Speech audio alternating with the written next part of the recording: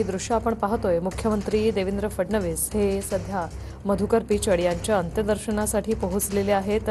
मधुकर पिचड यांचं वयाच्या 84व्या वर्षी निधन झालेलं आहे आणि अखेरचा श्वास त्यांनी घेतला आणि त्यांना शेवटचं वंदन करण्यासाठी सध्या देवेंद्र फडणवीस हे या ठिकाणी पोहोचलेले आहेत। भाजपचे ज्येष्ठ नेते मधुकर पिचड त्यांच्या जाण्याने भाजपचं आणि संपूर्ण देशाचंच न भरून निघणारं हे नुकसान झालेलं आहे। त्यांच्या अंत्यदर्शनासाठी सध्या मुख्यमंत्री पोहोचले। काल शरद पवार यांनी देखील मधुकर पिचड यांना श्रद्धांजली वाहिलेली आहे। सर्व स्तरातून मधुकर पिचड यांना श्रद्धांजली वाहिली गेलेली। वयाच्या 84व्या वर्षी त्यांनी अखेरचा श्वास घेतलेला आहे।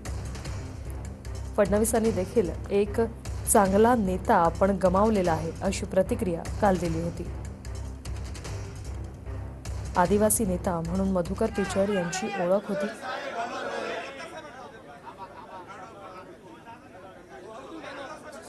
आदिवासी समाजासाठी लढणारा मोठा नेता ज्येष्ठ नेते मधुकर पिचड यांचं निधन झालं। 15 ऑक्टोबरला त्यांना ब्रेन स्ट्रोकचा झटका आला होता आणि त्यांच्यावर गेल्या 1.5 महिन्यांपासून नाशिकच्या रुग्णालयात उपचार सुरू होते। काल त्यांची प्राणज्योत मालवलेली आहे। आजारपणासोबत त्यांची सुरू असलेली झुंज काल अपयशी ठरली। मधुकर पिचड यांच्या निधनामुळे भाजपची वैयक्तिक मोठी हानी झालेली। मधुकर पिचड यांचं आदिवासी भागात खूप मोठं काम आहे। ते राज्याचे माजी आदिवासी विकास मंत्री देखील होते आणि अहमदनगरच्या अकोले विधानसभा मतदारसंघातून 1980 ते 2004 या काळात ते तब्बल 7 वेळा आमदार म्हणून निवडून आले होते। मधुकर पिचड हे सलग 7 वेळा विधानसभेवर आमदार म्हणून अकोल्याच्या जनतेने त्यांना निवडून दिलं होतं। त्यांची सुरुवात जिल्हा परिषद सदस्य म्हणून झाली। त्यानंतर ते अनेक खात्यांचे मंत्रीही राहिले। सर्वपक्षीय नेत्यांकडून श्रद्धांजली अर्पण करण्यात आली। फडणवीस मधुकर पिचड यांच्या पार्थिवाच्या अंत्यदर्शनासाठी या ठिकाणी पोहोचलेले आहेत। अकोले तालुक्यातील अनेक छोट्या धरणांची निर्मिती ही मधुकर पिचड यांच्याच कार्यकाळात झाली। भंडारदरा धरणाला आद्य क्रांतिकारक राघोजी भांगरे नाव देण्यासाठी त्यांनी जन आंदोलन देखील केलं होतं।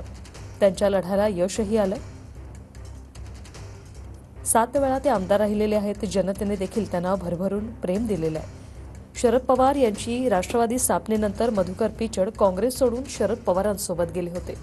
शरद पवार यांचे देखील ते एक चांगले आणि जवळचे मित्र मानले जायचे। 1999 साली ते 5व्यांदा राष्ट्रवादीच्या तिकिटावर आमदार झाले होते।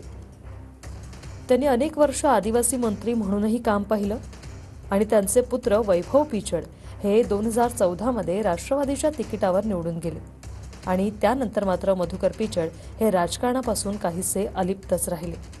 15 ऑक्टोबरला त्यांना ब्रेन स्ट्रोकचा झटका आला आणि तब्बल 1.5 महिना त्यांच्यावर उपचार सुरू होते।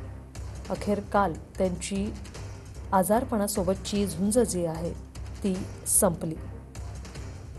भाजपची आणि महाराष्ट्राची ही वैयक्तिक मोठी हानी आहे। आदिवासी समाजासाठी त्यांचं मोठं काम समजलं जातं। 1980 ते 2004 या काळात ते 7 वेळा आमदार म्हणून निवडून आले। 2019 मध्ये त्यांचा मुलगा वैभव पिचड यांच्यासोबत त्यांनी भाजपात प्रवेश केला आणि त्यानंतर भाजपसाठी त्यांनी अहोरात्र काम देखील केलं।